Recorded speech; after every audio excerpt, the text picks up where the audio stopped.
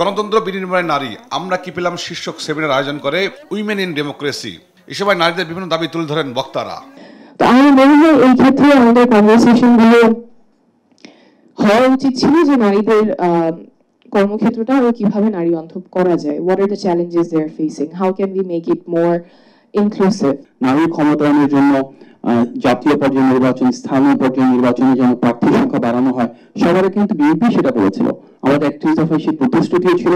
আমরা সেটাই করতে চাই যেটা প্র্যাকটিক্যাল এবং সাস্টেইনেবল হবে। মনে করি এখন পর্যন্ত গত বছরের আগস্ট এবং জুলাইয়ে যে অভ্যুত্থান হয়েছে তার ফলাফল আমাদের কাছে পুরোপুরি আসেনি। তার ফলাফল বা তার প্রতিক্রিয়া হয়তো আমরা সামনে আরো দেখব।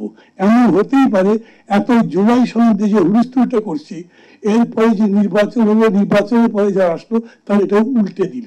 সেমিনারে প্রধান অতিথি তথ্য উপদেষ্টা মাহফুজ আলম সাফ জানান, দেশের রাজনৈতিক বন্দোবস্ত পরিবর্তন না হলে কোনো কিছুই পরিবর্তন হবে না। বাংলাদেশে আমি বারবার একই কথা বলবো, কিন্তু এই কথাটা আমি মনে করি যে পলিটিক্যাল লিটারেসি অংশ হওয়া উচিত। সেটা হচ্ছে বাংলাদেশের যে পলিটিক্যাল সেটেলমেন্ট, এটা যতদিন না বদলাবে ততদিন আসলে এখানে কোনো পলিসি সাজেশনস বলি, কোনো পলিটিক্সও আসলে কার্যকর হবে না। অভ্যুত্থানের চেয়ে তো বলে পলিটিক্স করা সম্ভব না এত মানুষের রক্ত দিয়ে।